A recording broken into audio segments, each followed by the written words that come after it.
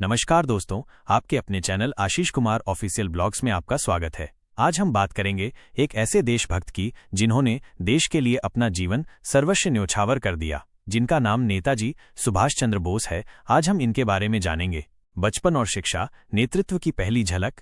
23 जनवरी 1897 कटक, ओडिशा में जब एक बच्चा जन्मा तो शायद ही किसी ने सोचा होगा कि ये बालक एक दिन ब्रिटिश साम्राज्य की नींव हिला देगा। उसका नाम रखा गया सुभाष चंद्र बोस। उनके पिता जानकीनाथ बोस एक जाने माने वकील थे और माता प्रभावती देवी एक धार्मिक और आदर्श महिला थीं।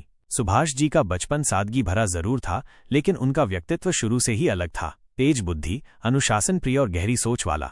उन्होंने अपनी शुरुआती पढ़ाई कटक के रेवेन्शा कॉलेजिएट स्कूल से की। बचपन में ही उनमें देशभक्ति की चिंगारी दिखने लगी थी। जब स्कूल में किसी अंग्रेज शिक्षक ने भारत को सभ्यता से दूर कहा तो सुभाष जी ने इसका खुला विरोध किया। ये उनकी स्वाभिमानी सोच का पहला संकेत था। शिक्षा में उत्कृष्टता और आत्ममंथन। सुभाष जी ने आगे की पढ़ाई प्रेसिडेंसी कॉलेज, कोलकाता से की। यहाँ भी अंग्रेजी शासन के प्रति उनका गुस्सा थम नहीं पाया। एक बार जब एक प्रोफेसर ने भारतीयों का अपमान किया तो सुभाष ने उस पर हमला कर दिया और उन्हें कॉलेज से निकाल दिया गया। बाद में उन्होंने स्कॉटिश चर्च कॉलेज से दर्शन शास्त्र, फिलॉसफी में डिग्री ली और पूरे विश्वविद्यालय में दूसरा स्थान पाया। उनके अंदर गहराई से सोचने और आत्ममंथन करने की शक्ति थी।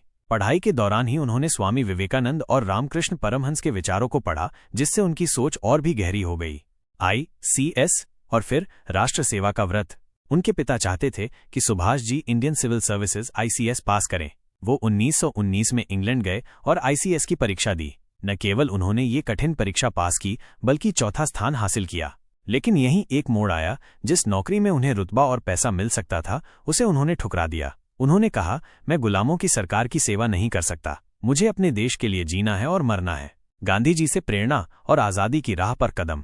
सुभाष जी जब भारत लौटे तो उन्होंने गांधी जी से मुलाकात की और भारतीय राष्ट्रीय आंदोलन में शामिल हो गए। 1921 में उन्होंने कांग्रेस ज्वाइन की। गांधी जी के विचारों का उन पर असर तो था, पर उनका तरीका अलग था। गांधी जी अहिंसा में विश्वास रखते थे, वहीं सुभाष जी को लगता था कि आज़ादी सिर्फ आंदोलनों से नहीं बल्कि सशस्त्र संघर्ष से आएगी। उन्होंने चिटगांव बम कांड, साइमन कमीशन का बहिष्कार और सविनय अवज्ञा आंदोलन जैसे आंदोलनों में सक्रिय रूप से भाग लिया। कई बार जेल गए, पर कभी झुके नहीं। कांग्रेस में सशक्त नेतृत्व और टकराव। 1938 में सुभाष जी कांग्रेस के अध्यक्ष चुने गए। उन्होंने राष्ट्रीय योजना समिति बनाई, जिससे देश के आर्थिक विकास की रूपरेखा तैयार हो सके। 1939 में उन्होंने फिर से अध्यक्ष पद के लिए चुनाव लड़ा और गांधी जी के उम्मीदवार पटाभी सीतारमैया को हराया। परंतु गांधी जी और अन्य वरिष्ठ नेताओं से वैचारिक मतभेद गहरे हो गए। अंततः उन्होंने कांग्रेस छोड़ दी और फॉरवर्ड ब्लॉक की स्थापना की। द्वितीय विश्व युद्ध और भारत छोड़ो संकल्प। जब 1939 में विश्व युद्ध शुरू हुआ तो सुभाष जी ने ब्रिटेन की मुश्किलों को भारत की आज़ादी का अवसर माना। उन्होंने ब्रिटिश सरकार से कहा, अगर आप हमें आज़ादी देते हैं तो हम आपका साथ देंगे। पर जब ब्रिटेन ने कोई जवाब नहीं दिया तो सुभाष जी ने पूरी ताकत झोंक दी। उन्हें घर में नजरबंद कर दिया गया। लेकिन 1941 में उन्होंने अंग्रेजों को चकमा दिया। बाबा जान ज्ञानी बनकर वे रातों रात कलकत्ता से भाग निकले। ये पल सिनेमा से कम नहीं था। लंबा सफर, भेष बदलना, भूमिगत जीवन और फिर अफगानिस्तान, सोवियत संघ होते हुए जर्मनी पहुंचना। आजाद हिंद फौज, एक सेना, एक सपना। सुभाष जी का अगला कदम चौंकाने वाला था। उन्होंने जापान की मदद से आजाद हिंद फौज, इंडियन नेशनल आर्मी (INA) बनाई। इस फौज में वे भारतीय सैनिक शामिल थे जो अंग्रेजों की सेना में थे और द्वितीय विश्व युद्ध में पकड़े गए थे। उनका नारा था, तुम मुझे खून दो, मैं तुम्हें आज़ादी दूंगा। उन्होंने भारत की जमीन पर तिरंगा लहराया, अंडमान निकोबार द्वीपों को शहीद द्वीप और स्वराज द्वीप का नाम दिया। 1944 में उन्होंने मणिपुर और कोहिमा तक आज़ाद हिंद फौज के साथ पहुंचकर अंग्रेजी हुकूमत को हिला दिया। एक रहस्यमयी अंतः 1945 का प्लेन क्रैश।